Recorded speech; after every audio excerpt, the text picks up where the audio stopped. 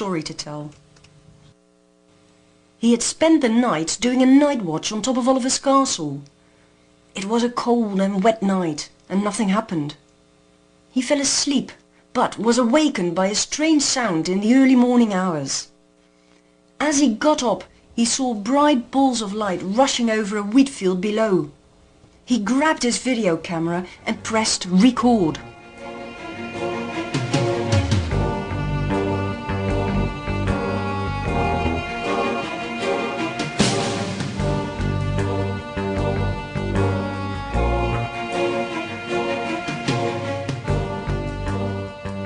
When we take a closer look at this remarkable footage, we see several interesting similarities between these lights and those filmed on different occasions in later years.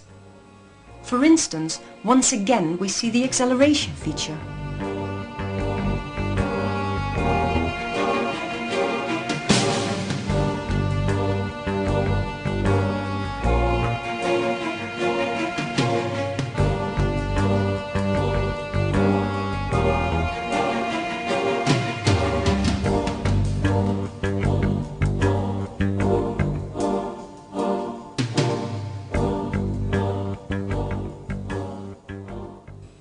The splitting of a light into two separate lights also was captured by John Smith.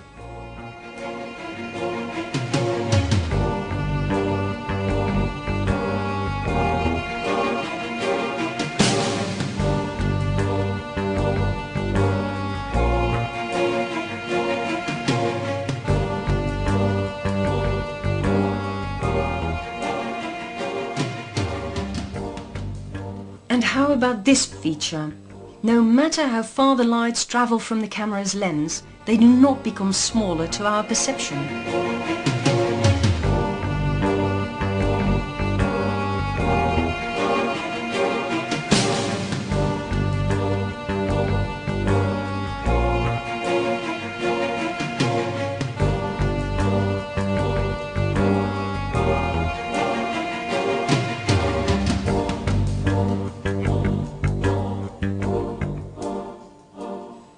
Despite all these anomalous similarities, many people still believe the Oliver's Castle footage to be a hoax.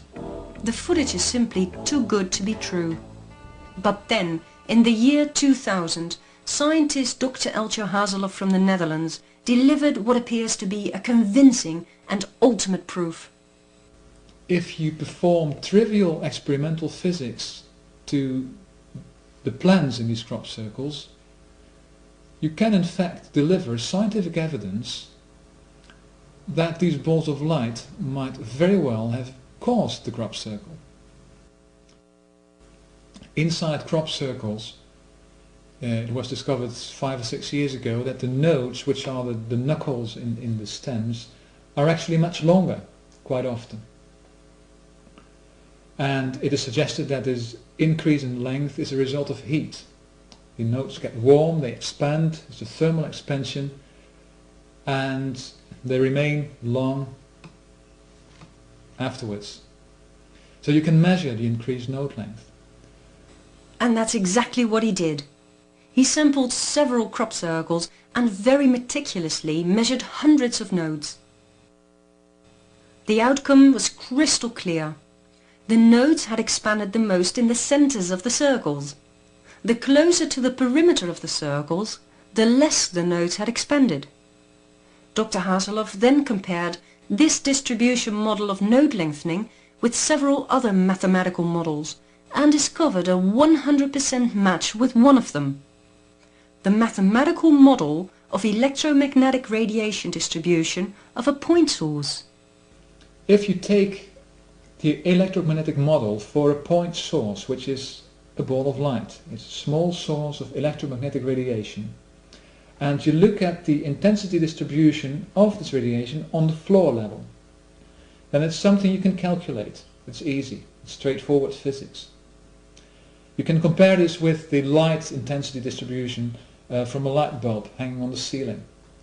Right below the light bulb there's a bright light, and towards the edges it gradually falls off towards darkness. And this can be determined quantitatively. If you know the height of the lamp, you know exactly what the light distribution is. And it turns out that the node lengthening, as measured in the field, corresponds perfectly to the distribution of a small electromagnetic source hanging above the field. And when I say perfectly,